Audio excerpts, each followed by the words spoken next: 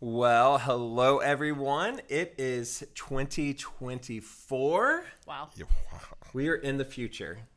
And Yes, we are. are super excited. And this is a really big year for Lyft. It is a big year. Because it is Our 25th anniversary. 25 years. Ooh, we are. I know. old. It's incredible, You guys man. started Lyft when you were 12. I know. That's exactly what we did. Exactly. And here you are. I felt like I 25 years. was 12, 14 years old when we I think started. I was 9. Yeah. Yeah, Well, for sure. Jim's a lot older than you, so. We just really began with no understanding of what to do, and I just remember feeling so adventurous, but It was an adventure so for sure. naive. Well, we're gonna talk about that. Okay. We're gonna talk all the way about the beginning days and How one much thing time do we have? we have That's 4 long. hours. This is Okay. gonna be a That's 4-hour a long- video. Wow. No, That's but a one of the lot to things pack. we thought. So there's a couple things Uh-huh. for a 25 year.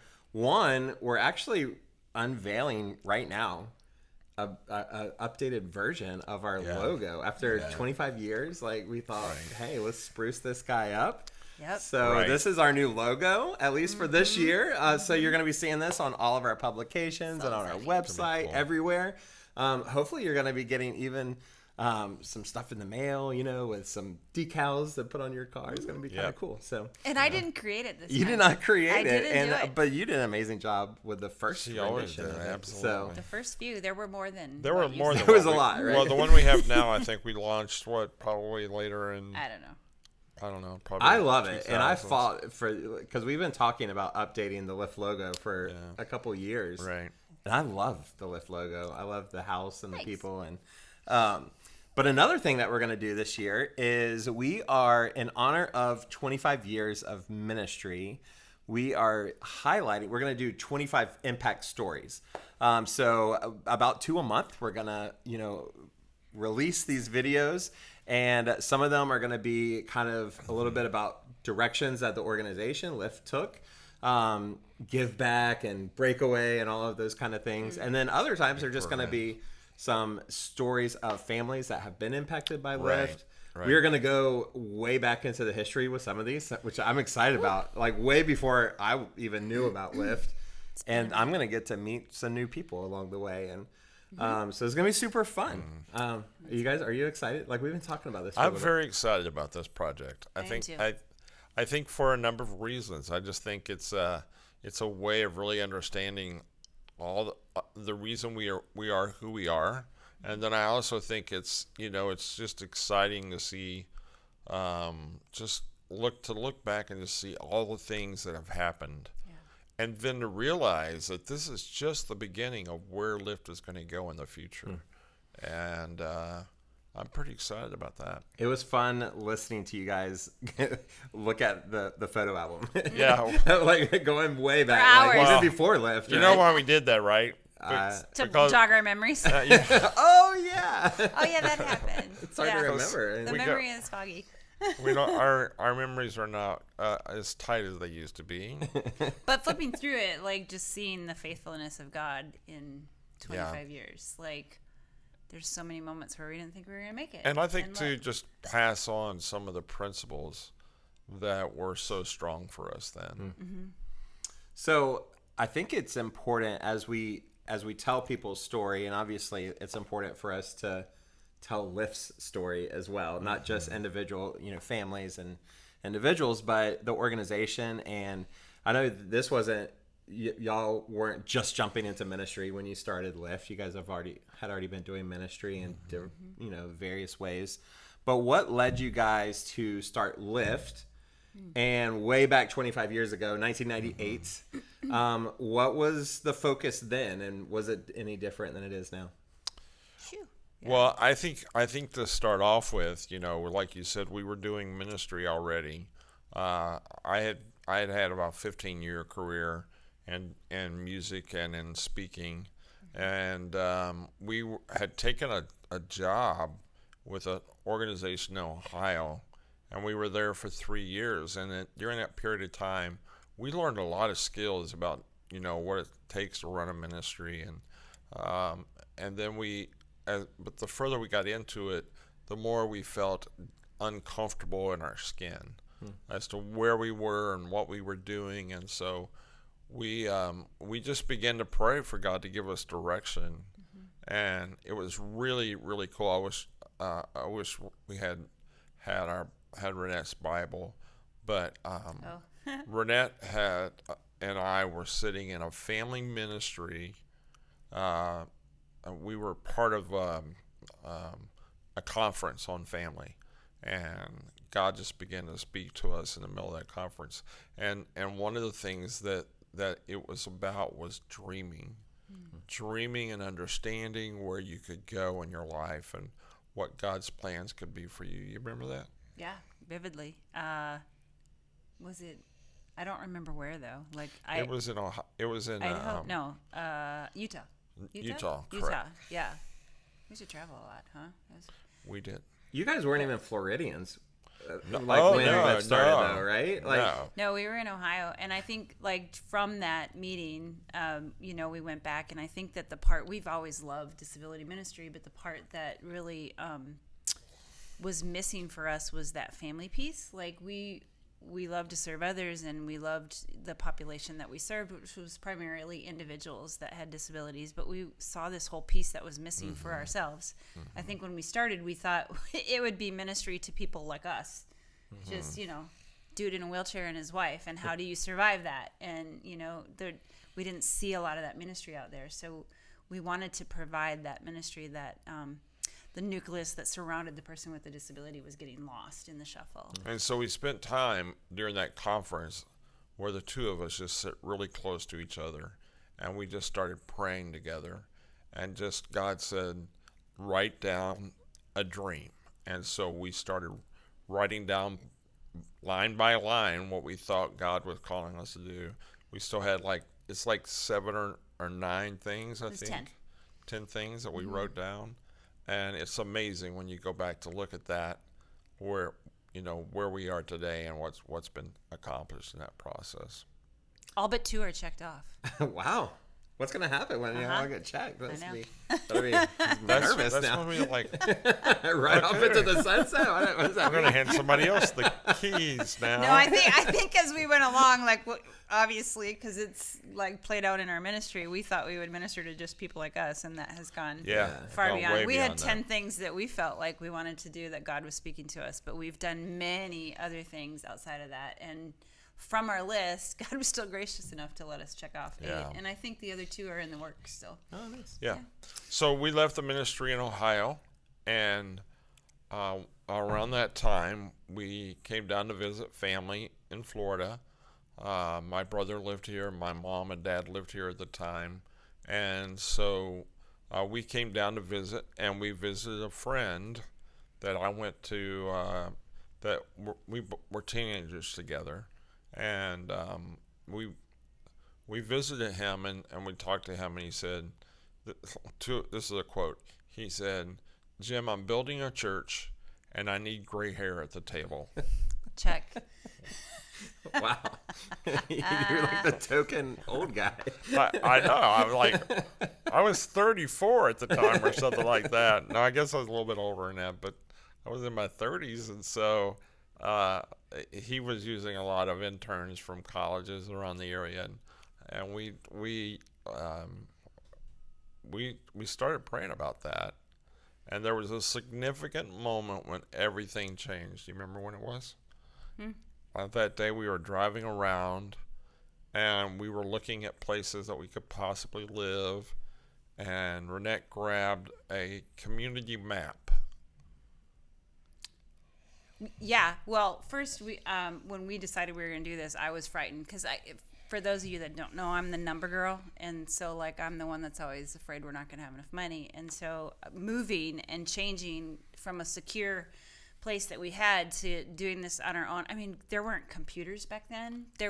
There's just so much we had to learn and change. It sound like it was the dark ages. I know, it was the dark ages. Well, I think we bought our first Apple computer that had that big back, whatever. Yeah, the big bubble in the back. But so I was fighting it, and we knew wherever we moved, we wanted to be by a nucleus of people that we knew, and so at the time we were in a location that just wasn't going to work for what we wanted to do. And so moving either by my family, his family, somewhere. Yeah. And so I was struggling with like the economy here in Orlando was a lot more than what we were moving from. And so just making that work. And I had, had one of those arguments with God where I had the Bible out, and he took me to a scripture in Exodus where it says in there, and he took me to, and it was when, when they were coming out of the desert, and it was like, it was going to take you to the place of 70 palms and so many streams. It was Florida.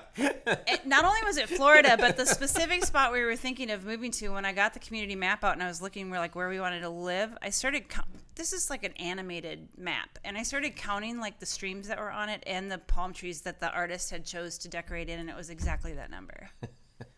And I was like, I had no idea that Jim? Florida was in the Old Testament. It you was. I'm super excited now.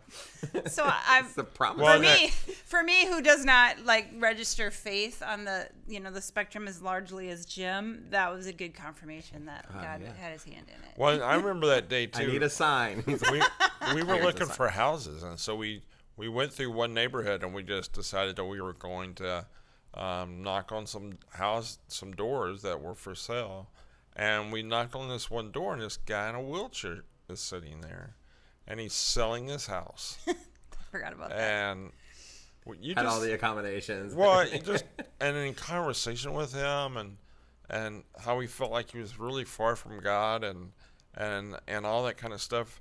God just really was really speaking to us hugely, and we knew at that time, after that trip, that Orlando's where God wanted us, because we had looked at probably 5 other cities Oh, nice. where we were going to go, and God knew that this is where we were supposed to be. And if I'm not mistaken, you guys relocate down here partly to be close to family, and family left. Correct. Yeah, they all have moved away. Our all whole of family them. left. We're I the love only that part. ones It's left. like, here we are. We're finally close to family. And, I'm the, like, and the church that I thought might held some security for us, like a couple years in, like things shifted with the church, Yeah. and we kind of outgrew what they were doing there, and it was like we were no longer a part of that either. So everything that I felt like was secure to move to went away. But it gave us time But to, he gave you that little. He's like, here's the security to make you feel comfortable. But we're taking that. and away. it gave us time to spend with people that were here and people that would become very important in our life. We have some relationships that still go back to To the very beginning, yeah. the very beginning days. I mean, really days. So ministry did not start with Lyft as we know it, though. Nope. And No. a lot of people don't know this part of the name. Yeah. And no, so we were being really trendy and cool and thought, let's go in the Bible and find some interesting names. a great idea. And, So we did. went with the Greek word for mercy, which is Elios, or Elios, however some people say it Yeah. differently. We went with Elios. Elios, the Care Network, was what we were originally. Does that Well, sound like That's a mouthful. That is a modern day marketing marvel right there. and how that was great. I mean, why not? Why It not? makes perfect sense. Yep. So how long were you Elios before you shifted to Lyft Disability Network? It was probably, we shifted in 2005. Okay, so yeah. 7, 6 Yeah, years. 6, 7 years. Yeah, we did. We shifted then, and just there's a whole story behind that. I don't know if we want to talk about that now or not, but it really changed the complexion of our life.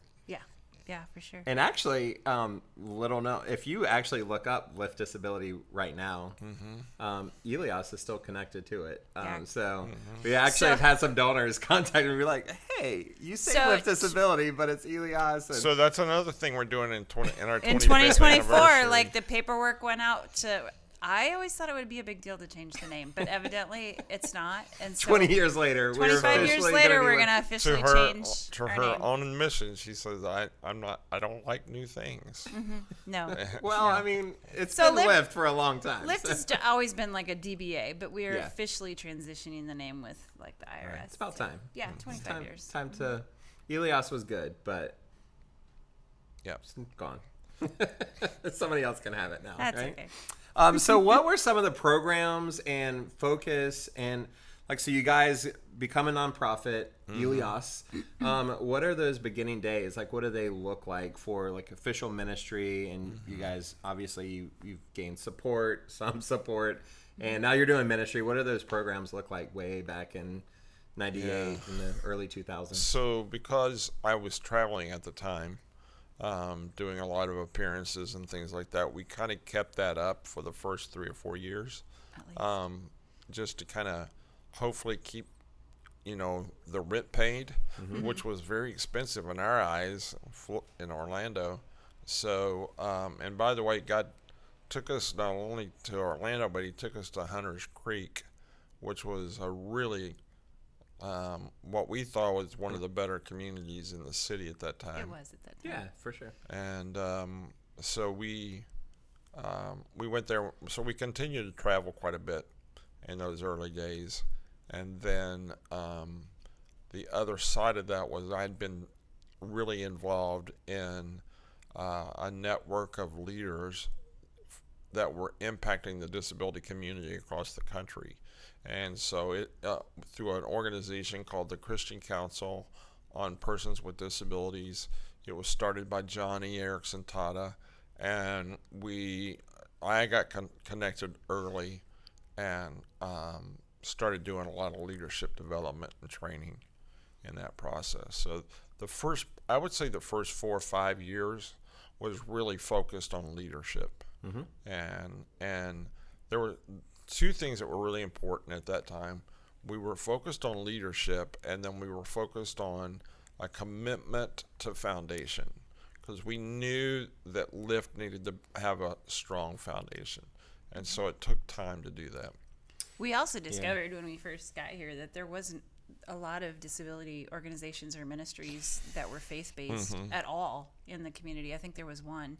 And so we worked, like some of the first things we did outside of, you remember we thought we were going to do a marriage conference the first Yeah. year? That was great. That actually failed. So we I won't saw talk that about document today, and it was like different turning points, and his marriage conference failed. That. Failed. It did. Oh, that's sad.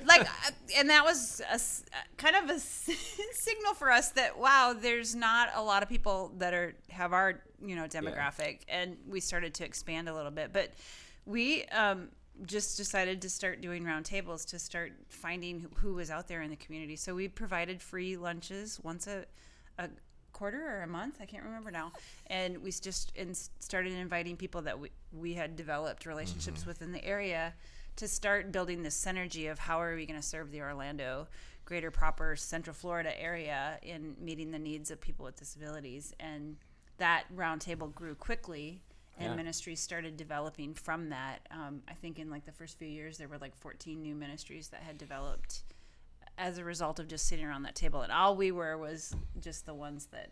So you're creating the atmosphere, and then there's brainstorming that's happening around those tables. And we would lead them through like certain questions and things like that. We'd facilitating that. Yeah. Correct, facilitating that conversation.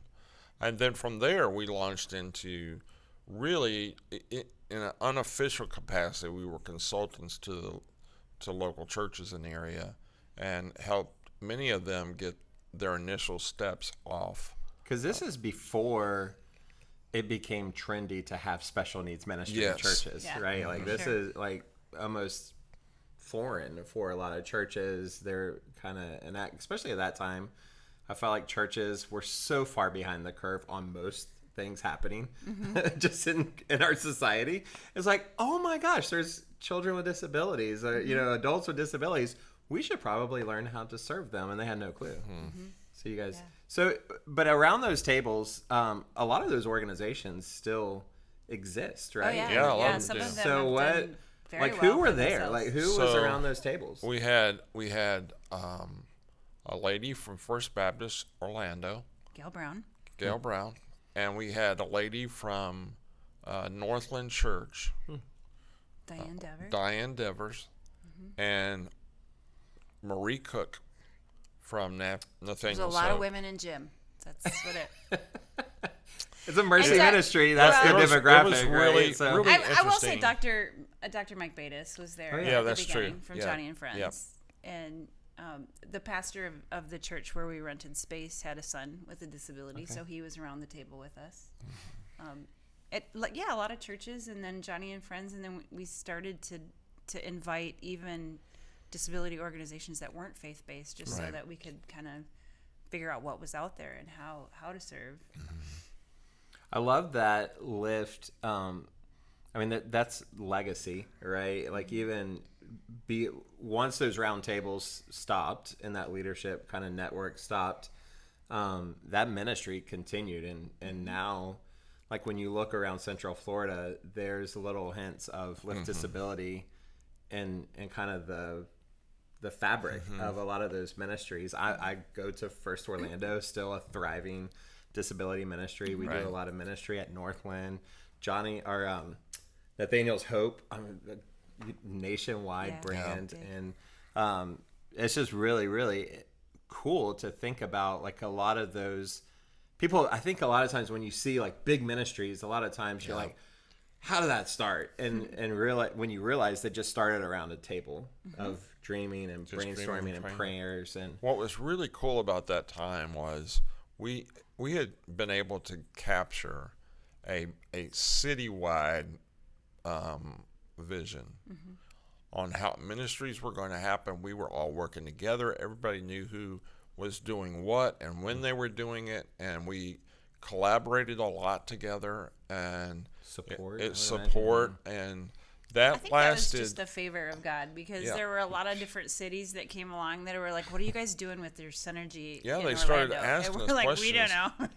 Now it's so combative in most, ministry settings and but competitive. I would say even today, though, a lot of those relationships are still very connected and we even had our network meetings like all the way up until we were in this building.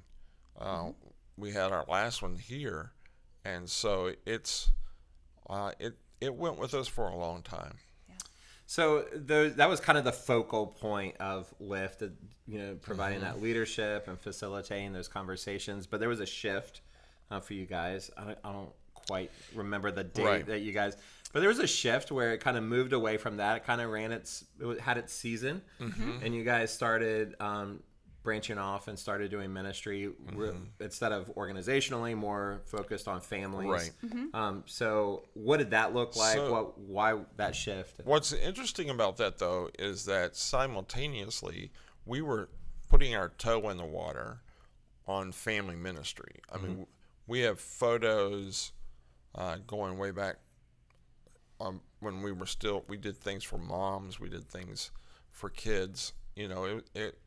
We can, show a small nucleus of families that we did regular events for. It was small, And I could say too that during that time it was, as we started coming out of that first phase of ministry, it was very discouraging at times, and we felt like we were very alone, and we weren't getting anywhere with our vision. And then all of a sudden, God brought a guy into my life who changed my heart a lot. And he was an individual that didn't believe in disability ministry, that I was able to kind of change his theology. And he and I spent a lot of time. And from that, we began to birth a new vision with and kind of dwarfed into Lyft. And what were you guys doing? Like, what did that look like? What were the programs, I guess? I'm a program director. What were the programs? Tell me the programs. Well, I think that was, honestly, I got to say that was probably one of our biggest pitfalls. We didn't really know how to do great programming then. And so we stumbled through almost everything. At the start, it felt that way. I think when and I don't even remember the dates now, but when we landed on Give Back, that was one of our big programs that, it was just a partner. Back in the days of when we were with the other organization that we moved from, we had friends that had moved here and were a part of the, what was the name of the Shoebox. boxes? The shoebox. Oh, like the shoebox drives. Yeah. Samaritan's Purse. Samaritan's Yeah, Purse, thank that's you. it. And was the director of that here locally. And just around our table one night, we're like, what if we combine that and like let the disability community, who often is looked at as being served, serve others. And so we came up with this concept of, it was a gigantic packing party of packing boxes. And, it grew into the thousands, and it got so big for us that we finally decided, okay, we're done with this. But it's not when most people walk away. I know, it's way too successful. Let's stop doing it. It's way it. too big for us. We're actually going to do a whole video on give back. Yeah. So I think we've got like People Magazine found us. Like it was a big thing, and I think when the focus shifted more towards Samaritan's Purse than it did the individual with the disability, then we were like, that's not why we started this. And so, but from that, we were like, how can we empower people with disabilities? So that was our big first thing that we did, and we still, even after that, we kind of ebbed and flowed with different things. And then we had a gentleman. Nope, I'm trying to think of what came after that. Did After Breakaway Give Back? came up? Like next big thing, Breakaway? Yeah. Well, that's where I Breakaway was going to the next go, big deal. because that, I feel like, That not that give back. I mean, I felt like that was a major shift It was in y'all's huge. focus when Breakaway happened. We're also going to do a whole video on Breakaway, but we got to talk about Breakaway. Because I it's think- the flagship. I, Right? Yeah, think right. whenever we did Breakaway, that became the real catalyst for our ministry. And what is changes. Breakaway, just in case somebody's Breakaway is watching? a 5-day family retreat. It started out as a family retreat for Johnny and friends, and then Johnny and friends decided to close it. And when they did, I just felt really compelled to keep it going for the families that were involved. And so today, it's one of our major events of the year.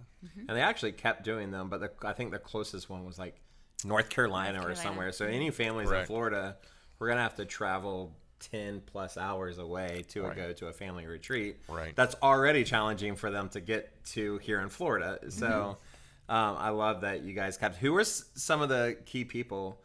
Because I'm pretty sure there was some people that were part of the Johnny and Friends camp, and then they just transitioned over when it shifted to Breakaway. Yeah, I so think the biggest one was Jody Rowe. Like Jody she Rowe, yeah. was one of the number one volunteers with Johnny and Friends. We served the Johnny and Friends retreat the first For a few couple years that they years, were yeah. here with Doug and Leanne. They were the directors of the program when it was here, and loved them to death. And they went on and did other ministry and started their own after Johnny and Friends pulled out of the state of Florida. that's another ministry here in Central Florida. That's true. And so they attended when they could. They started to get busy with their own ministry, but they attended those first few years. But Jody, she was their admin girl, and to this day, she's still my admin girl. 13 years later, like I don't know how Can't to get do, away from it. I don't know how to do camp without Jody Rowe, but she was one of the ones that transitioned. And in that first year, there were several Johnny and Friends families and or volunteers that I think they used to call them short-term missionaries, STMs, I think they call them. Makes sense. And so a lot of those transitioned with us. Some stuck, some have not. But Jody has been faithful the entire time. And I think we'd be really missing something really important if we didn't mention our dear sweet Nancy, who was there in the very beginning That's true. days Yeah. of Elias even. And she was our first employee ever. And she stayed with us 3 or 4 years. We had met her through our travels, and she was just this precious girl that knew how to pray and knew how to really be Jesus to people. And she was our office admin. And right at the point where she left, then Laura Lee Wright came in, and we started building that relationship. So Breakaway's still going on. Still Breakaway's going. still here. What is this, our 13th? It's our 13th. 13th year this year. I think y'all took 1 year off, right? After Johnny and Friends. Yes, There was a year gap. And I then, think 2009, 2010. I think was their last one, and we started in 2011. Yeah, so 2010 was basically the formative time of us really getting our hands around that. and we are also doing a Breakaway only video as part of these 25 impact stories. We have 'Cause families. it's our favorite. I mean, we have families that came as campers and the children grew up, and they now serve as crew members, overnight crew members, and are serving. And it's just really, that is a special ministry. That was my really first special. exposure to lift disability, coming out and serving at that camp. Yeah. So we can't not just do a video on Breakaway. It's going to be a lot of life impact. Lots of families over the years. And from Breakaway, like those families, they're just like our family now. And so from that, like we had several interest in, we don't want to wait once a year to get together. Yeah, and that's what I wanted to talk about, because when Breakaway really started to get some traction, you guys weren't comfortable just saying, see you next year. Mm-hmm. So there were other programs that kind of launched out of that, that kind of filled in the rest of the year. Not that it was lesser than, but everybody's looking forward to Breakaway. Mm-hmm. We're doing these so we can continue to do ministry. So what were some of those other programs? So a Boost came out of there. That was one of our next steps was Boost.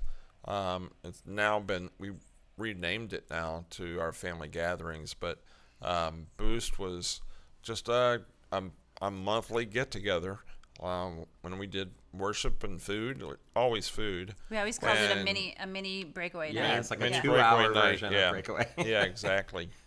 And so that was really a big push for us.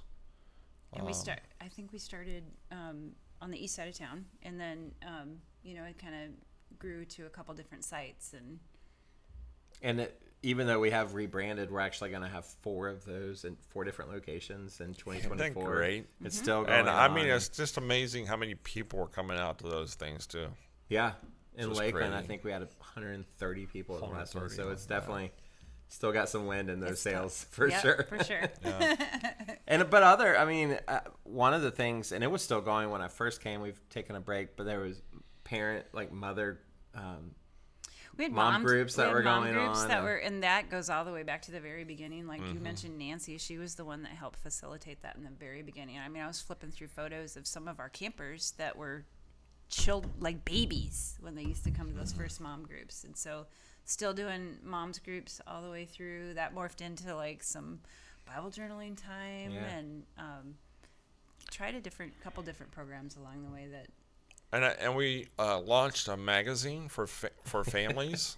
Oh yeah, just why not do a magazine? That was a mom who like had a nucleus of moms and families that she would send this little tiny newsletter to, and it got to be too much for her. And she's like, "Can you take this for us?" And we're like, "Sure." And I said, "What's it called?" And she said, "It's called The Uplifter." And I said, can we change that a little bit? Like, that sounds a little old school. Can we call it, Lift Magazine? And so actually from Lift Magazine and publishing that, there was a voice for everyone in it. So there was a section for moms, a section for dads, a section for the individual that had a disability.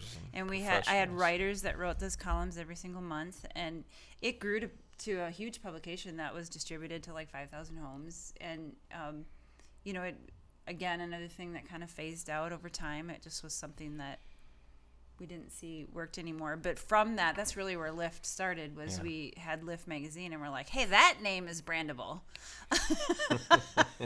Unlike Elias. Got put on the back burner. So it became Lyft Disability Network.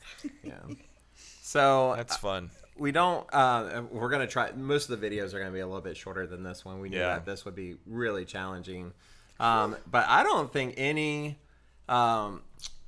kind of origin story, I don't think it ends with past tense. Like it's evolving, and it's continuing to morph into different areas. And so we didn't even talk about Elevate.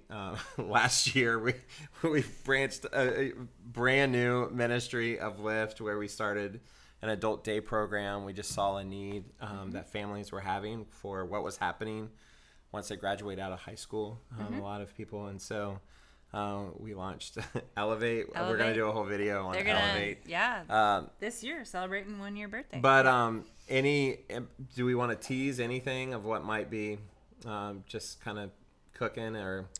Yeah, we're just really right now just praying for God to show us where we can have a permanent home. I think that's going to be key to the future. We're looking for pretty extended property that we can begin to build different phases of our ministry. Our I think I big was goal. number 10 on the list. Yeah. What's that?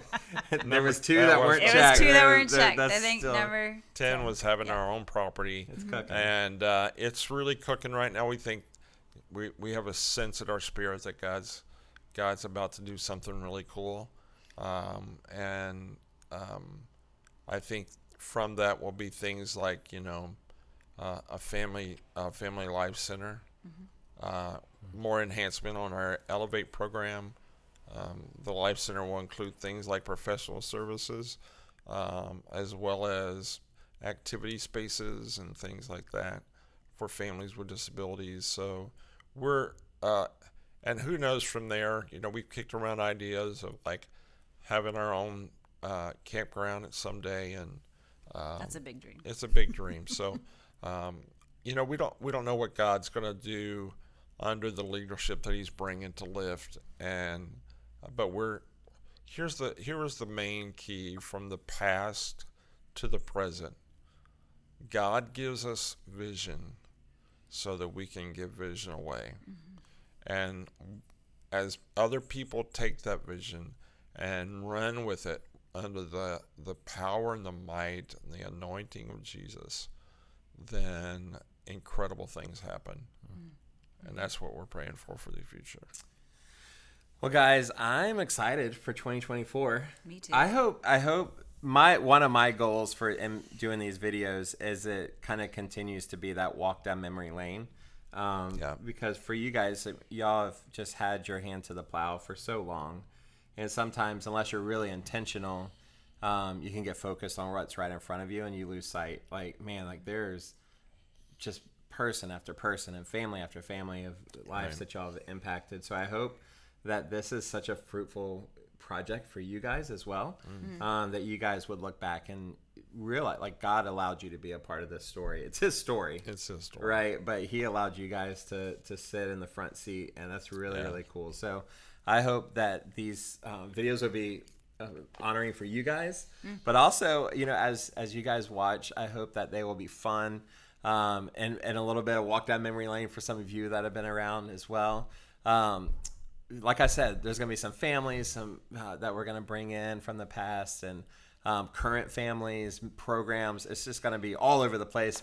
In about 2 weeks after you see this one, we're going to have another video that we'll be posting. And what we're hoping to do on our website, there's going to be a page that will house all 25 of those videos. So you can just click. And I have to say, Ryan, in the 25 years, there are so many people. Lots. And we threw some names out of who we think we want to talk about, but for those that get talked about, there are so many more that will not get talked about, but they're not forgotten. Yeah, for sure.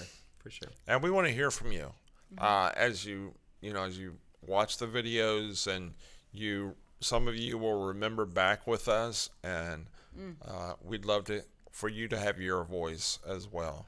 Maybe a comment page about, Comment page. Maybe we'll do one video that will be live, and then people can kind of we'll just I don't know. I always do these kind of things. We have And how in the world do we do that? Let's do it. Hey, Let's figure that out. That'll be in December. Here's the bottom line. This is going to be a great journey for all of us, and we're going to all be able to look back at it and have maybe a few tears in our eyes and lots of laugh. Yeah. Lots. Yes. Well, happy 25th anniversary, guys. Thank you.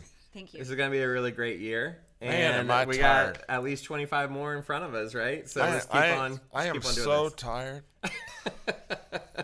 He's always tired. Well, guys, in a couple weeks, you'll see us again, and we look forward to sharing these impact stories with you all year long. God bless you.